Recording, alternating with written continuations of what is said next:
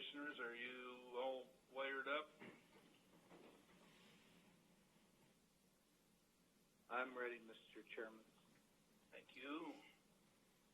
We are live, so we will go ahead and open the Commissioner meeting for a regular Tuesday board meeting for September 15th. We have all three commissioners in their home office or county office. We have Keith at the desk, Karen at the computer, and we do have 4 others online. So with that, we will, if you'll join me for the Pledge of Allegiance, please. Allegiance to the flag of the United States of America and to the republic for which it stands, one nation, under God, indivisible, with liberty and justice for all.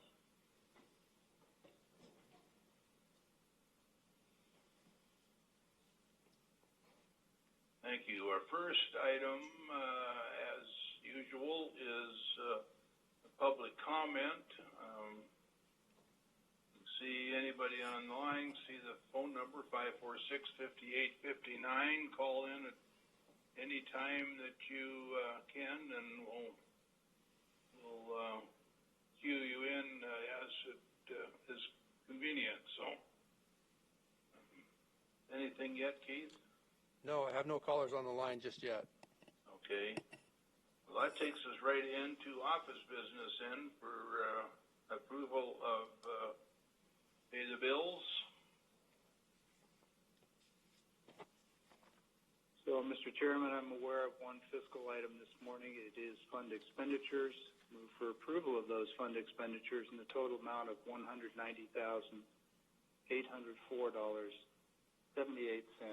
Note that it's been reviewed and signed off by the county administrator and the auditor's office. I second. Okay. All in favor? Aye. Aye. Aye. And you say that was one and only today? That's the only one I'm aware of. Thank you. Then that'll bring us down already to the consent agenda 1 through 8. And, Mr. Chairman, move for approval of consent agenda as presented. A couple of items I'd like to discuss. Okay.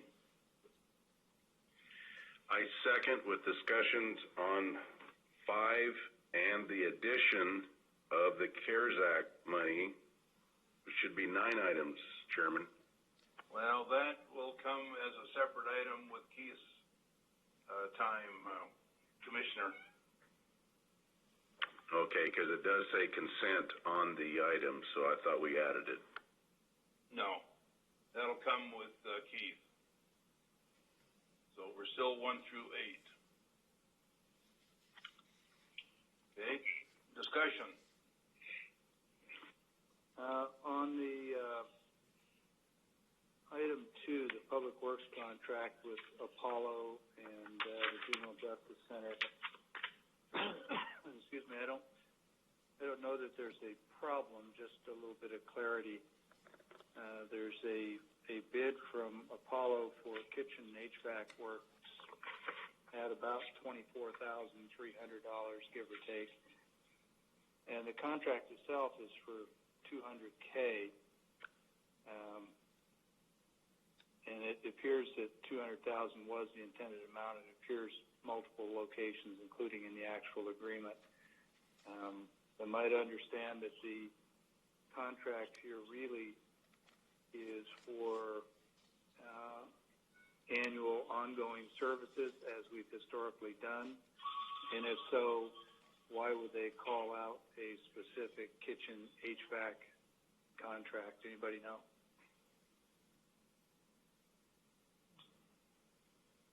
Keith, are you aware? I should know the answer to that, but I'll admit I do not. That's a good question. I'm not opposed to moving forward with it because it's an as-needed professional or facility services contract, we've done this many times over the years. It just, that one was a little non-standard, so. I'm okay. I just wanted to ask if anybody else had any additional input on it.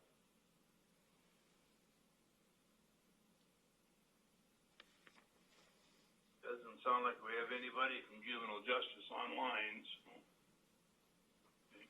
Yeah, well, I'm not opposed to moving forward with it because I've seen these contracts now many times. It was just a little unusual to have them include that one bid, but I'm confident that I understand what's happening with it. I'm okay with supporting it. Thank you. Really, that's the only one I needed to ask about. I got my other answer. Thanks. Okay. Commissioner Didier? Yes, on 5, the inter-budget transfer from 172 fund to the HAPO Center. I really appreciate what Tom and his crew is doing out there as far as maintenance work on the HAPO Center, but I just want to know,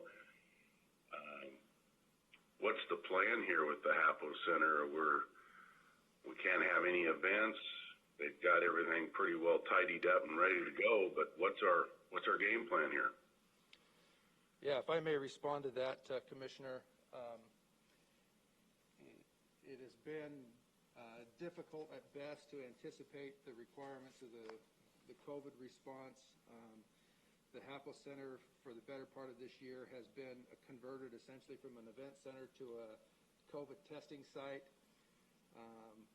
We are ready to start hosting events as soon as we get clearance from the state to be able to do so. We've actually been booking some contracts with the anticipation that they would be starting up.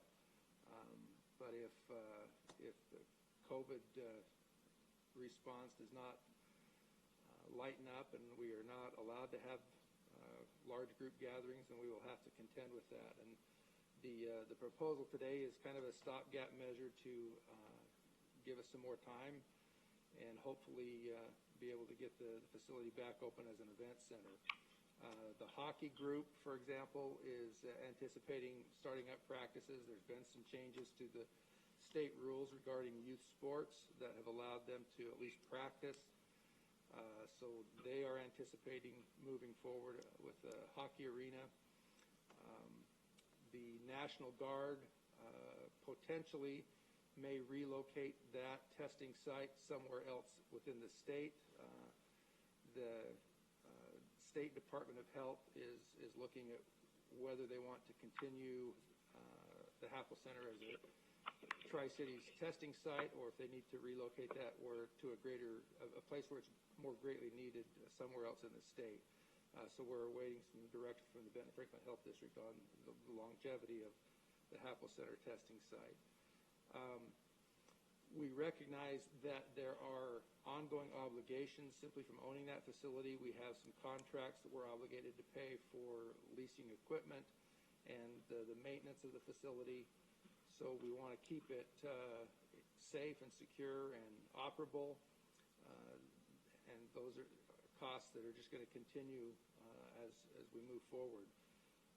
Certainly we would anticipate that we will be billing, and it's not just anticipating, but we have billed our share of the CARES Act funds to the Department of Commerce for reimbursement for our direct costs related to the COVID response, and we anticipate being reimbursed monies for that. So assuming we can approve this transfer from our car rental tax, which is typically where we get money for our operating costs for the HAPO Center, plus the reimbursement from the CARES Act, we should be able to complete the rest of this year without running into a deficit for the HAPO Center. I still have some conversations to be had with the City of Pasco regarding their obligation to share in operating costs, but those discussions haven't been completed yet. So the purpose of today's request is to make sure that we don't run into a cash flow shortage in meeting our ongoing obligations. What is the amount, and have you figured it into this from the National Guard for this testing area? I don't have those numbers in front of me. I can get those. They are substantial, probably in the neighborhood of $200,000. Excuse me, Commissioner Chair. I just got a notice that the sound on the YouTube Live is not streaming. Is anybody on the YouTube that can verify that for me? Well, I'm on YouTube and can hear everything. Okay, it might be just Shirley's computer then. I just got an update, Commissioner Didier, that so far we've billed $110,000 to Commerce for our HAPO Center costs, but we still have more to bill for throughout the rest of the fall. Okay, thank you.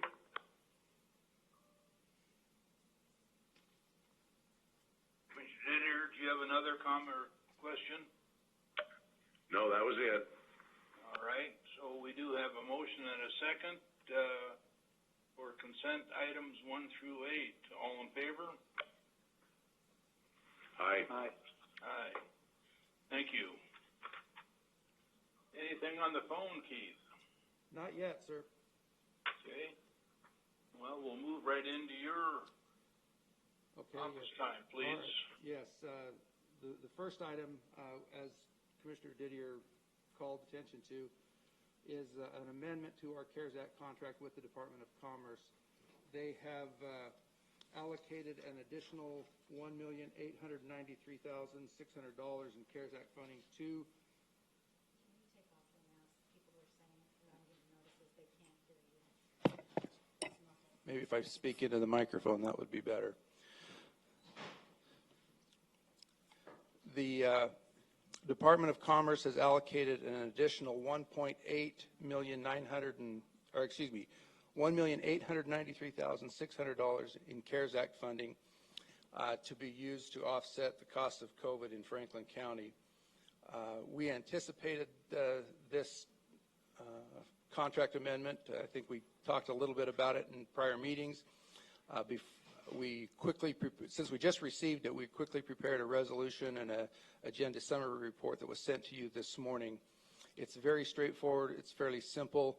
Our agreement just requires the signature that we acknowledge the additional funds coming to Franklin County. This does not obligate or make a decision yet on the county's behalf on exactly how we allocate that. We would intend, as far as I know, and from the feedback that I've received so far from the commissioners, is that this would be additional funding going to the business community to offset their costs.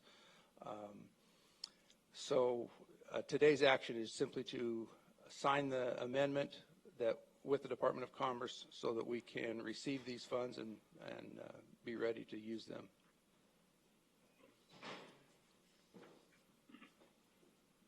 Mr. Chairman, Commissioner Peck, I move to approve adoption of the amendment to the CARES Act contract with the Department of Commerce as briefed by Mr. Johnson. I second, Keith, couple things. Same stipulations are in place as was in place before with the $5,200,000, right? Generally speaking, yes, sir. However, this does extend the contract period as well. Our earlier original contract was through October 31st. This extends it through November 30th. So it gives us a little more time to work with the business community in getting these grants out. So we'll be able to go back and revisit some of them that were turned down, and hopefully we can help all the businesses out. It says the majority of these funds will be used to provide grants to the local businesses. I hope it's going to be all of it that's been additionally added. Yeah, and I would say for the most part that's accurate. I don't want to mislead anybody and say that every penny would go to that, because the county does have some costs. We do spend some administrative overhead costs with Tridec, for example, who's administering our grant program currently. So like I said, I don't want to mislead anybody, but by and large, the vast majority of this money will be going directly to assist businesses in the community. Okay, motion and a second. I don't have a resolution number as yet, but I'll call for a vote. All in favor? Aye. Aye. Aye. Thank you. Thank you. One other item, it's just kind of a general observation because of the current conditions that we're experiencing with the smoke in the air from the various wildfires throughout the western United States. We've had some questions about health and safety of our employees, and I want to make sure that commissioners have had an opportunity to address that if needed. I've had some discussions with some elected officials and department heads and Superior Court regarding agendas for this week, recognizing that there's business that they expect to be able to conduct, and so we've concluded that it's necessary to continue to keep the courthouse open. The air quality within the courthouse is not ideal. It's certainly bad outside. We have encouraged our department heads who have employees that typically work outdoors, like our facilities, public works employees, county road crews, those kinds of folks, to be on standby, to not be out in this air if it's not necessary. But we have not elected any kind of a closure or shutdown of county government. We recognize the hardship on our employees. They are dedicated and working hard to keep county government open and functional during a very difficult time period, compounded not only by the smoke in the air, but the COVID response. Fortunately, the COVID response allowed us to develop some work from home options that people are utilizing that keeps them from having to be outdoors any more than necessary. But I wanted the board to be aware that we're paying attention to that. If conditions worsen, which I suppose is possible, then we may have to readdress that. But as of right now, our intent is to keep county government and the courthouse open for business.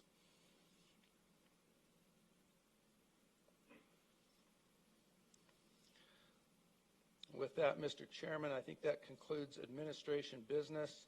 I do not have any callers on the line, but I do have a need for an executive session. And when you are ready, I'll offer the legal basis for that executive session and state who I request be allowed to participate. Okay. Do we have a time frame?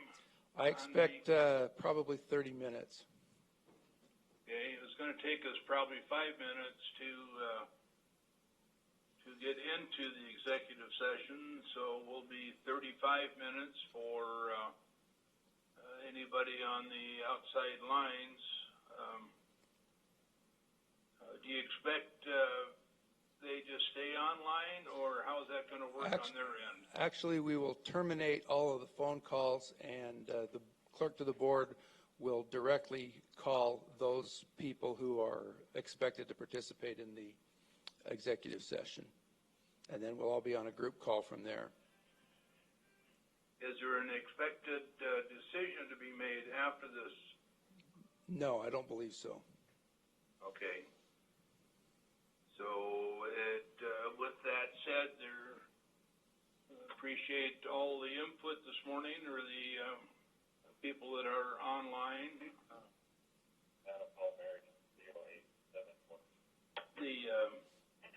After the executive session, we will go into adjournment.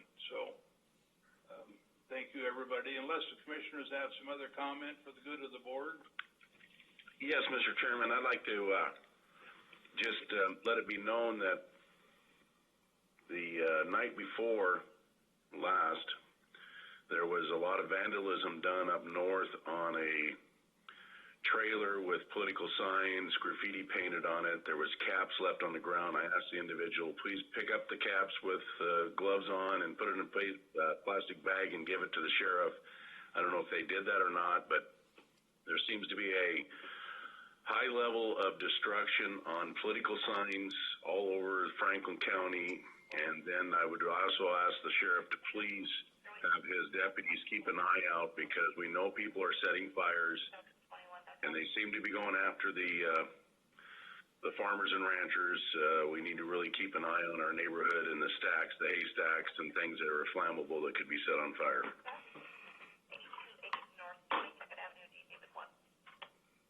Any further comments?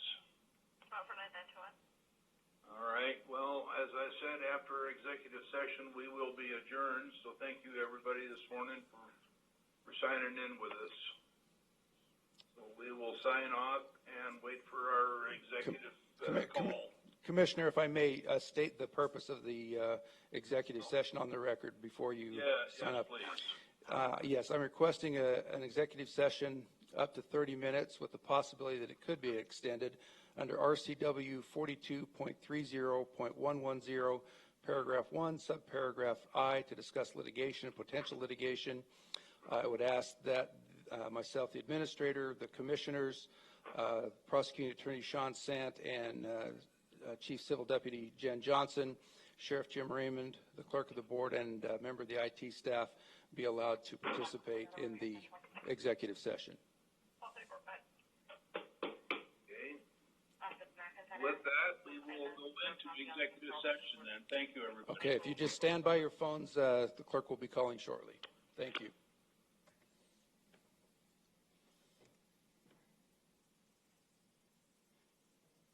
Okay, we're live again. Commissioner Cook, are you on? There we are. Back on? Yep, we're on. Yep, Commissioner Peck. Jen Johnson. Sean Sant. Didier. All right, sounds like we're all on again. Karen and Keith? Yes, we're here. Okay. With that, we have finished our executive session with no decisions made. Back into open session. Do we have anything else for the good of the board today? Everybody able to hear this? Yes. Yep, I can hear you. Yeah, I didn't have any problem earlier with audio, so.